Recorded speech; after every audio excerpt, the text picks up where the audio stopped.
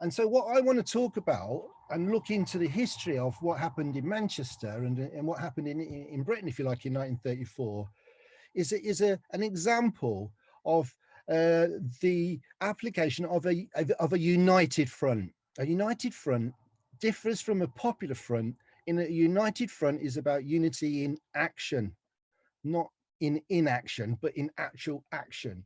And I want to say and explain what happened about that and what I mean by that as the meeting goes on. So 1934 is the year that I'm really focusing on. We're looking back at history, and there's Oswald Mosley and his fascist party, the British Union of Fascists. So who was this Oswald Mosley? You may, if you're from Manchester, you will know Mosley Street in the centre of Manchester and Lower Mosley Street. And this is two streets named after an aristocratic family, the Mosley family, that owned all sorts of land and rights to markets. You know, they're a baronocracy. These are, you know, the landed gentry. This is the family of the Mosleys, and the street was named after the great, if you like, the grandfather or the great grandfather, but the grandson, Oswald Mosley, was 1819, Lord, you know, he would inherit it, and he went to, he fought in the First World War, and when he came back when he was 21 years old, this is the sort of privileged type people they are, he became a Tory MP. It was given to him. He left the Tories, he stood as an independent.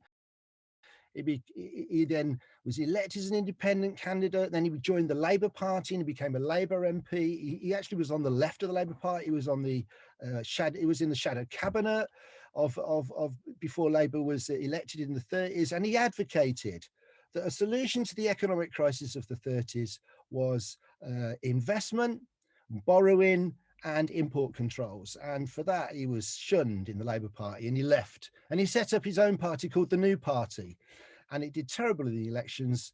And then in 1933, he faced a political, if you like, choice in terms of his political development. And he went to Italy, and he met Mussolini in Italy, and he came back an active and an advent, you know, a fascist, and set up the British Union of Fascists, an anti-Semitic party from its inception.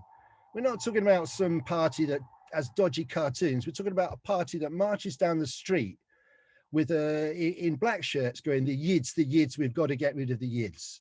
You know, we're talking about pogromists, really. This is the sort of party that they were, the British Union of Fascists. Okay, I want you to sort of try and take yourself back and imagine that you're in 1934 and you're 20 years old. Because in 1934, if you were 20 years old, you were born, you know, when there was World War I. They didn't know it was going to be a Second World War at the time, but there was, you know, this has shaped everyone's lives, massive slaughter, a pointless war. You also were alive when the Russian Revolution had happened in 1917, a revolution that brought massive hope and change not only in Russia, but the possibility of a struggle to have a different sort of world. And that was a beacon of hope, this 1917 revolution. But in Britain, we had a big strike and a struggle in 1926. The 1926 general strike was defeated. In 1929, you had the Wall Street crash, massive economic crash, the consequences of which people lost their jobs, they had their wages cut, the benefits cut. And then we had Labour, who won elections twice. But the second Labour government, led by Ramsay MacDonald, under pressure from banks in New York and money markets, felt that they had to bring in massive more cuts and austerity, and they split apart, and the leaders of Labour joined the Tories in the National Coalition government. So this is all would have been in your lifetime, and this is what really I would describe as a period of turmoil, of economic, political and ideological flux, that no one knew what was going to happen.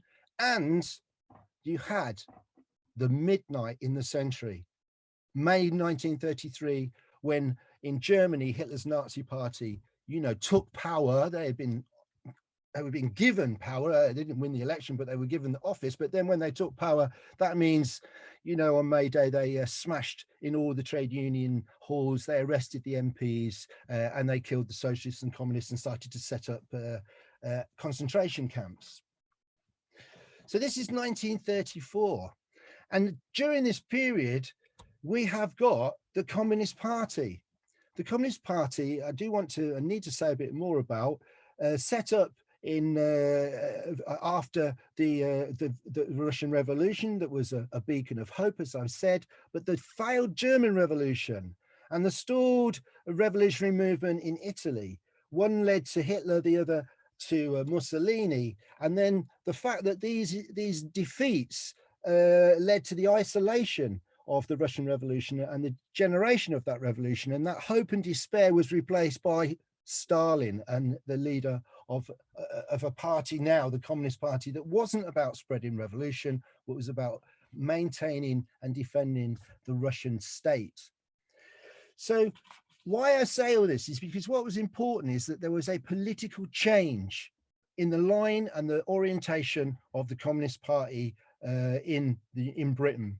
And it was a political change brought about by that destruction of the communists in 1933, because the old line of the Communist Party, the previous line, had been that all the parties, Tory, Labour, you know, fascists, Nazi, they're all the same.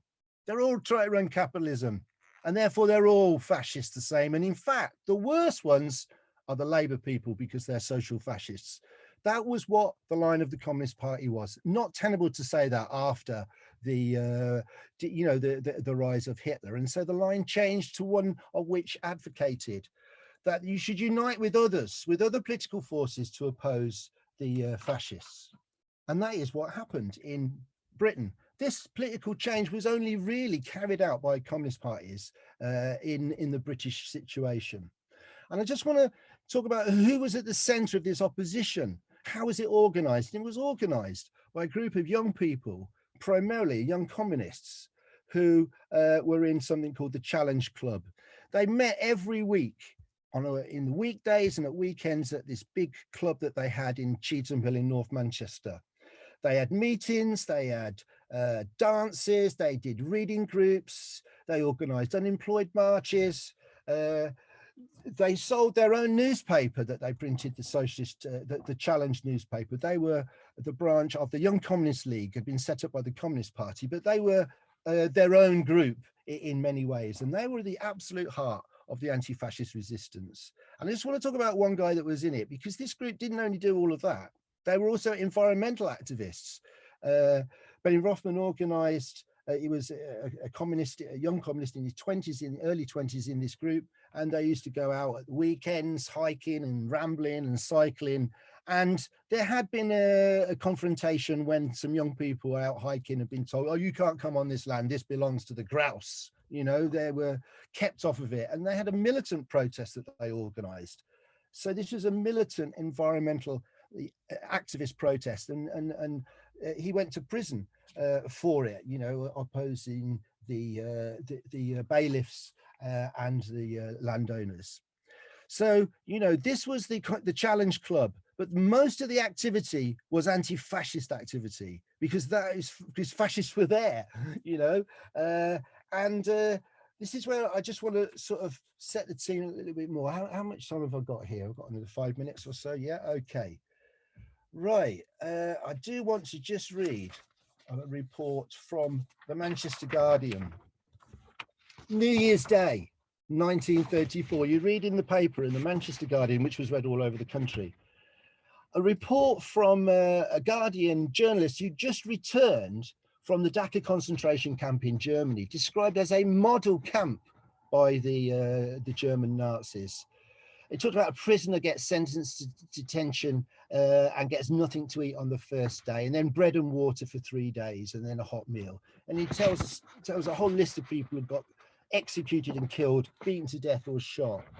And then just finally, This is from the Manchester Guardian. The number of prisoners is 2,200 to 2,400, and of these, about 50 are intellectuals, a few are members of the middle class without any political affiliations, 50 or 60 are Nazis, 60 are Jews, about 500 are socialists, 2 are army officers, there's some beggars and ordinary criminals, a few non-Germans and a few communists, but the overwhelming majority belong to the working class. So this was what people knew about that was going on. It's not something that people found out in 1942.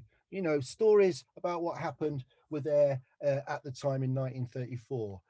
And in this period, and you imagine living in Manchester and the British Union of Fascists open a headquarters at the heart of the Jewish community in North Manchester.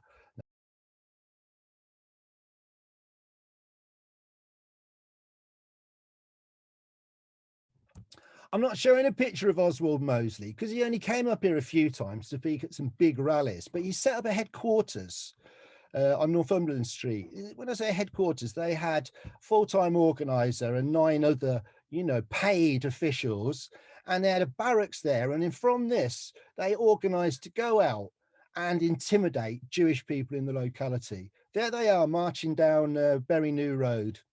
And that they're wearing the black shirts. If you look carefully, you can see one of them, they've all got them, is a little truncheon. This is the uniform modeled on Mussolini and the black shirts. And they would go marching around all over the area, all over the city. Now, people might think that Oswald Mosley didn't have a lot of support. But in 1934, when he opened his headquarters in Northumberland Street, they then went about setting up branches of the British Union of Fascists. They had branches in Miles Platting, Stretford and Altrincham, as well as Bolton, Bury, Blackpool, Rochdale, Accrington and Preston. And by the end of the year, they had branches in Ashton, Hume, Rusholme, Withington, Blakely, Salford, Oldham, Southport and Clyde. By the end of 1934, the British Union of Fascists had 40,000 members, 5,000 members in Lancashire alone, all looking, you know, with a hardcore looking like that, marching around and intimidating people. So this is a very serious political organization, and they had backing from big money. People will know about the black shirts and the Rothmeers and ICI and Morris Minor cars, backing from the royals. The future king, if he had become future king, loved Hitler and Mussolini, and they had backing directly from Mussolini, who secretly funded £5,000 coming from Rome to London into the hands of Mosley to finance his party. Okay, so what I'm saying is they were a serious threat and there was serious opposition. If you've got Nazis or proto-Nazis, fascists marching around, inciting anti-Semitism, you say, well, what will the response be? The Labour Party response, the trade union leader response, the chief rabbi response, the response of the British Board of Deputies was absolutely clear. Keep well away, don't do anything, and at all grounds, make sure there's no confrontation with these people. The only way to defeat fascism was through debate and discussion and education. Clement Attlee debated with Oswald Mosley at the Oxford Union. I don't know who won the debate, but, you know, this is what was going on the streets. There was no official opposition, but this was the face of the opposition. These are the people from the Challenge Club, only photograph that exists. And they're selling their paper, socialist paper, called Challenge. I tell you, I just looked at this afternoon. Notice they're not really wearing hats. You know, all the photographs from this time, older people, they used to wear hats. Everyone had a cap. Deference. These were radicals. These are socialists. Of the people in the group, half of them were Jews and half of them were non-Jews. When people think about the communists, they often think about old guys. These were young people. And I do want to, if I must say this, I do want to pay tribute to Bernard McKenna. Bernard McKenna, when he was 17, joined the Labour Party. This is at this time. He left the Labour Party and joined the Young Communist League. He said they were the only ones doing anything. Nobody did nothing in the Labour Party. He then Not only is active in this group, he goes on to fight in Spain. After the Second World War, he's a member of the Labour Party, right the way up through the years. And then in the Blair years, when we had the war on Iraq, he left the Labour Party and he joined the Socialist Workers' Party. And he was a member of our branch. He lived around the corner until he died recently. But he also had been to Spain to fight the fascists. So these people here in this photograph and others that aren't there were the, if you like, if you could say, the cream of the working class. I mean, the most virulent socialist anti-fascist fighters in the city. And they organised the anti-fascist mobilisation. But I want to talk about one more person. Have I got time to do this? And that's Evelyn Taylor. Because the very first meeting that Mosley had in Manchester was at the King's Hall at Belle Vue, big leisure complex just outside Belle Vue, just outside central Manchester. And the socialists had a meeting and the communists had a meeting. What are we going to do? Mosley's coming to Manchester. He's going to make a speech. And they had a big discussion and decided that they would not do anything, not oppose him whatsoever. They would have another meeting on the night that he met. But Benny Rothman and Evelyn Taylor had different ideas. Rothman goes to this meeting and Evelyn's already there. And when Mosley gets up to speak, she leaps to her feet and starts shouting at him and heckling him. The women black shirt stewards are sent in and they attack her and beat her off, and she fights them off. And then male black shirts go in and they eject her from the meeting. There's absolute pandemonium.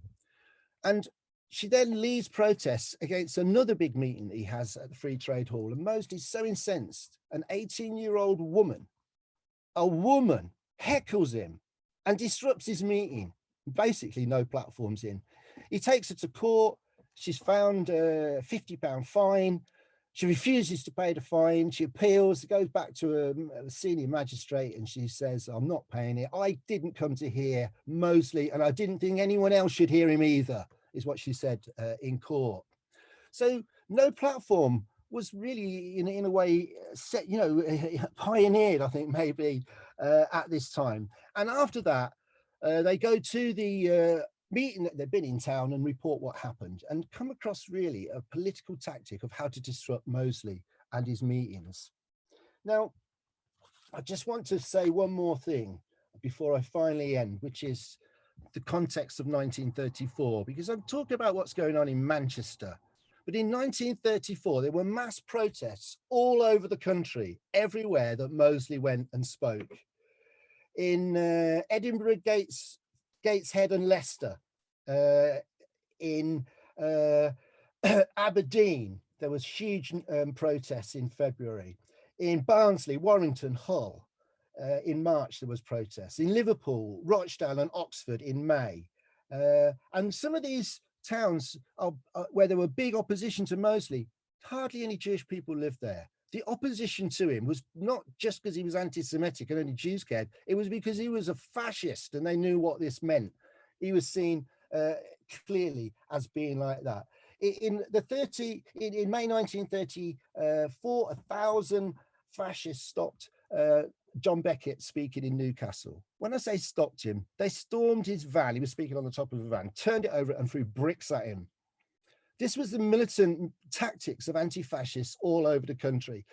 He was then, they tried, the British Union of Fascists wanted to have another meeting. They were barred from Newcastle. They had to have one outside, and they had one at South Shield. 10,000 people came, one day's notice, to stop him having his meeting.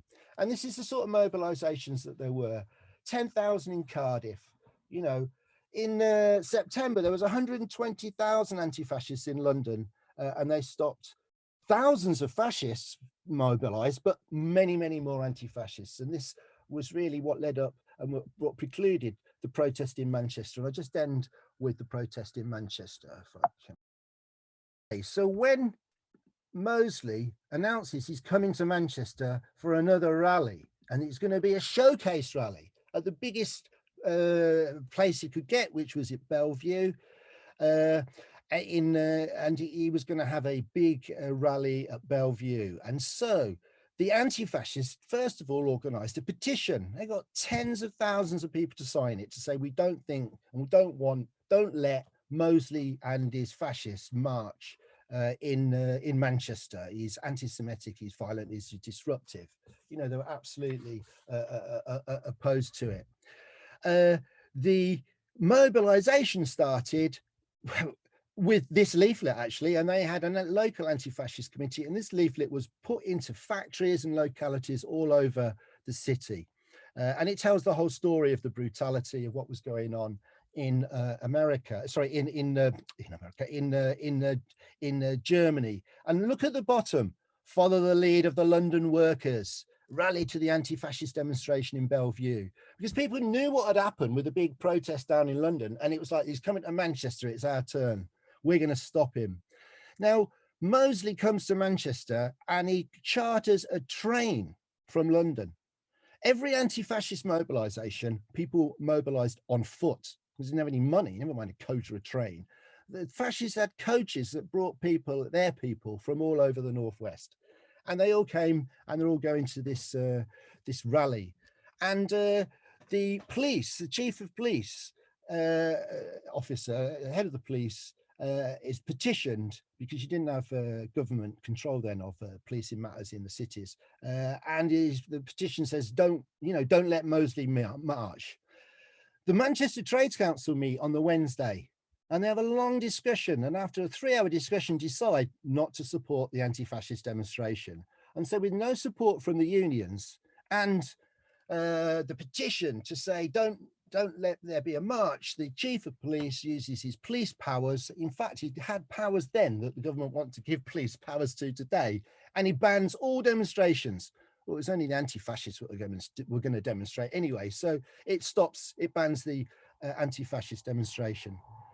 On the Saturday of the day, thousands rally in Cheetham Hill.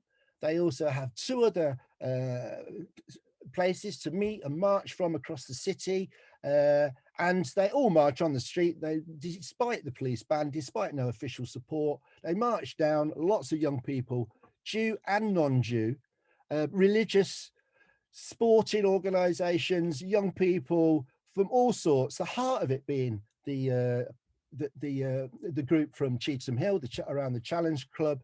Others come over from Yorkshire to join our side, a bit of unusual, but they did actually make it. They march, they get to Belle Vue, they go into the complex, and there's thousands of police surrounding Mosley. And Mosley gets up to speak. He gets up to speak, the lights are on, he's got his fascist black shirt on, he does the Sieg Heilin and everything else, there's Nazi salute, and he starts to speak.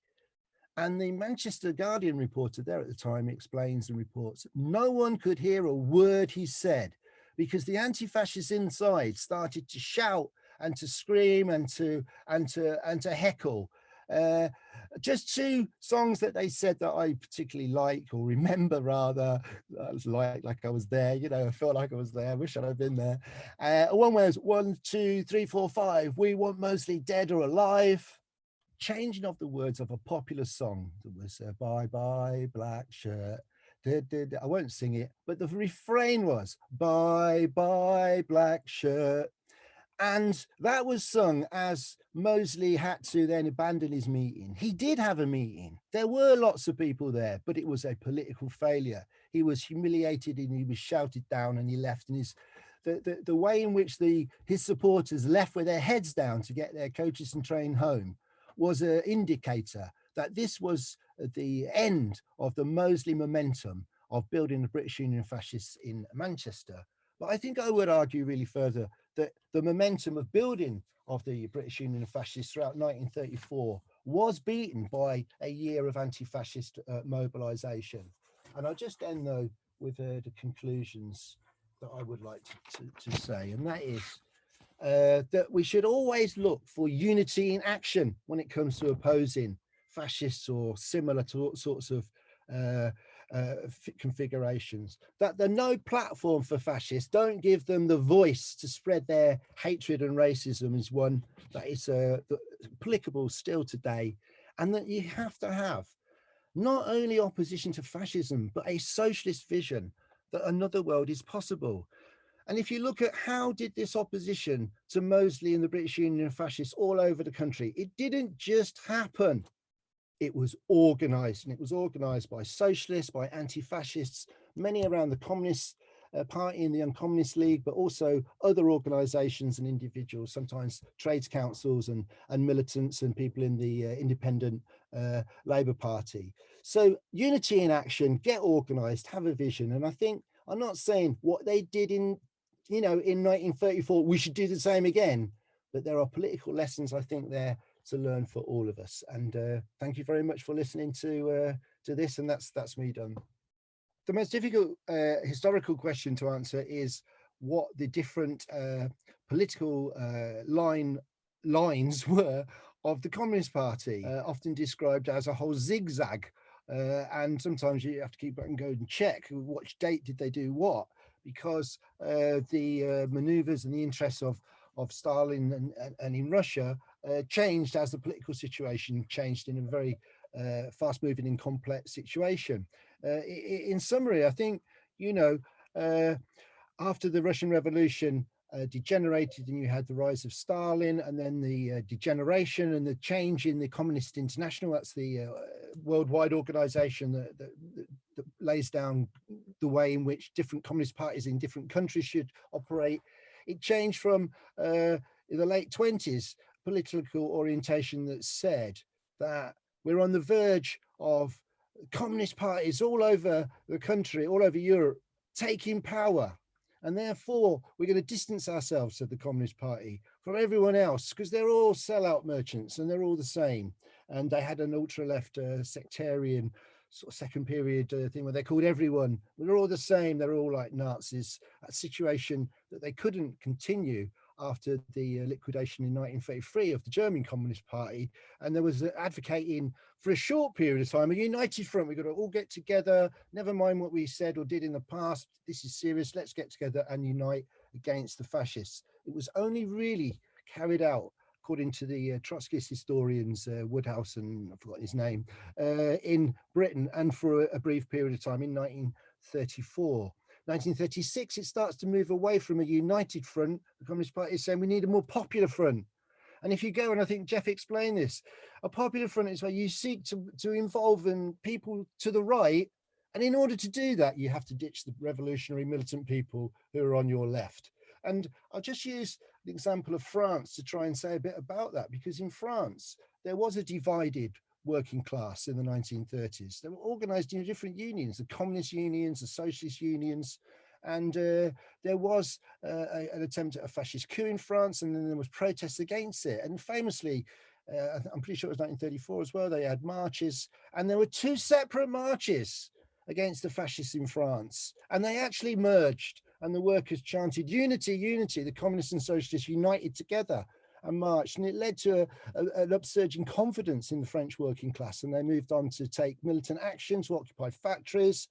And the political outcome was, yes, they actually won a shorter working week, but there was a political outcome which was pushed from the Communist Party that we should now move to have broader alliances with other forces, a popular front. And that popular front in France moves to a unity, from a unity government of the left to a unity, let's get the right involved, and then ditching the left. And then you had the move to collaboration and the political evolution of a government in France that collaborated with the German Nazis and was, laid the basis for the Vichy, pro-Nazi French regime. So that's where the Popular Front can lead. Actually, that's where the Popular Front did lead in this period. I know there'll be other people writing a lot more about that, I think, in the coming period. In Britain, the Communist Party at this time is not a hardcore, disciplined organization that maybe it would have become later.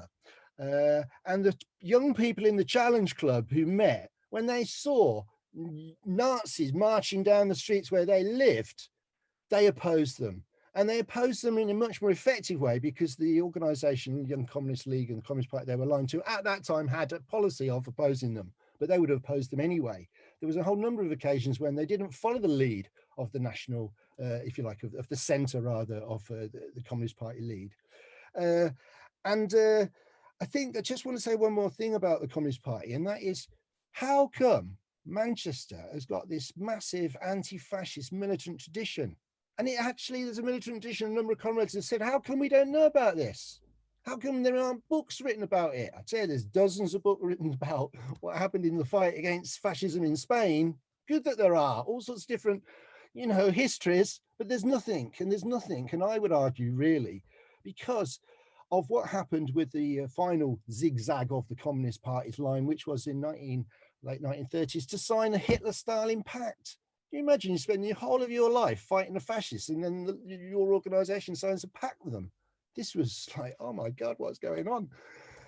In order to justify that, they destroyed and lost the Communist Party archives. That's not me saying that. That's other historians say, well, where are they? Why didn't, if you read Harry Pollitt, the General Secretary of the Communist Party, he's got a biography that's about that big, massive, doesn't say anything about the fight against fascism in the 1930s, So there is a gap in our political history, and I think it's partly explained by what happened with the Communist Party in their zigzags. But I want to say one more thing, because after the Second World War, and it has been mentioned, Mosley didn't go away. In fact, he had there was all sorts of rallies that he had in London saying the Holocaust was a good thing. Who cares if we killed the Jews?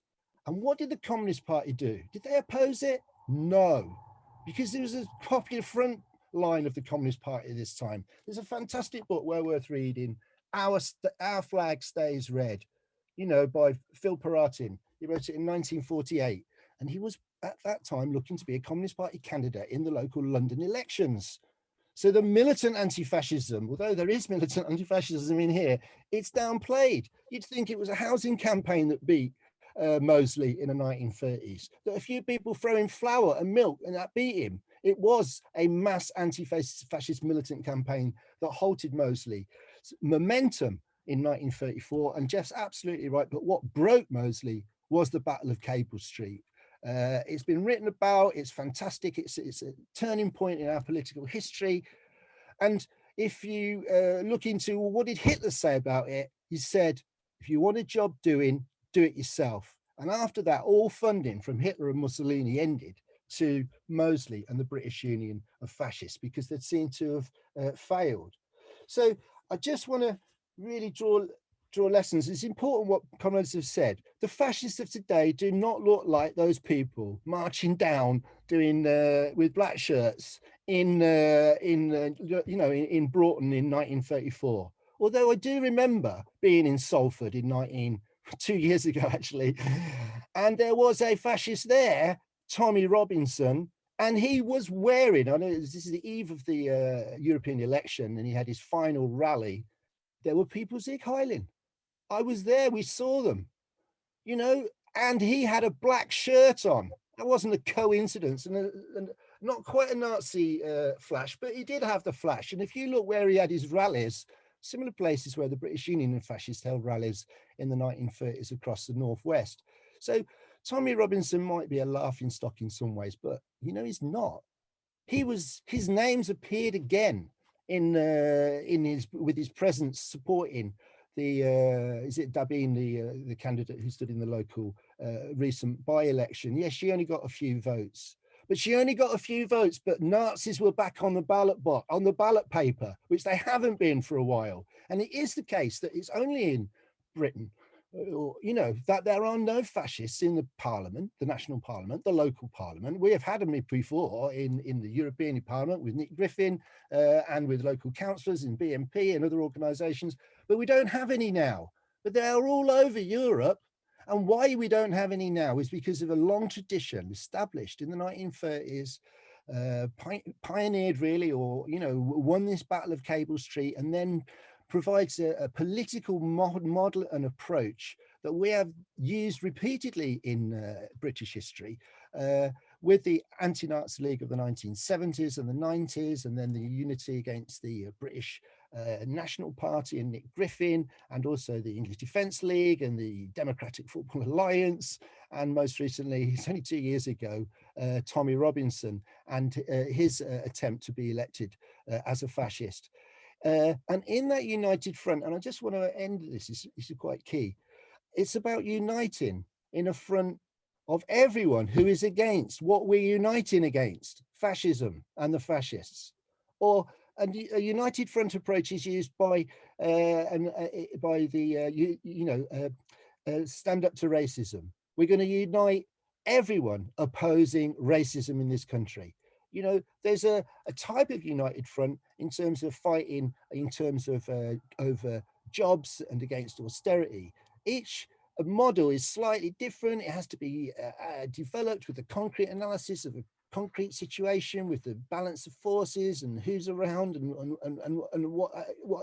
what application can be made. But the general approach is you don't, in a united front, seek to find out what our differences are, whether they're differences about Zionism or Palestine or India or Pakistan, or what people say about these rights, those rights, and the other rights. It's we're going to unite about the one thing we agree on: stop the fascists, unite against fascism, you know, stand up to racism. And that has proved to be the most effective way of fighting back. Once you start to have ultimatums, you've got to agree with us on this, that, and the other, you split your forces, you fragment, and you become weaker. I just end there as well on a lesson, which is there was a police power to ban demonstrations in 1934. It was used, but it was broken. It wasn't broken just with a petition. It was broken on the streets. But the petition led to more people saying, well, we tried the petition and they won't listen, so we'll have to go on the streets. And I do think the one thing can lead to the other, although petitions is not something that revolutionary socialists would advocate in the first instance. So great lessons from the past, massive political challenges against the right that are coming up, different situation in many ways, you know, fascists today come in all sorts of colors and all sorts of stripes, but they have a strategy. It's always hatred, scapegoating, violence against minorities in order to divide the working class so that the pursuit of the system that puts profit before people can continue. Those that built the Challenge Club in the 1930s were opposed to fascism, but they had the hope and the vision of a new world, a better world that was possible, a socialist world. And I think that's what we've got. The situation today is in many ways similar, because we're engaged in this struggle. And I think young people are becoming more and more radicalized. Really interesting and heartening to hear about young people, like Hilary was saying, 13, 14-year-olds. They could see what was going on and they joined the Young Communist League. Fantastic story. I think the scale of the danger of fascism in the 30s is often underestimated, as is the scale of opposition. And it's that opposition that we stand on those shoulders of those giants, of people like Evelyn Taylor, the first person to heckle Mosley in Manchester, and Benny Rothman and others who built a fight to open up the countryside and to push back against the fascism. So speed the day that we find a better world, and one in which is fascist free and one that puts people before profit.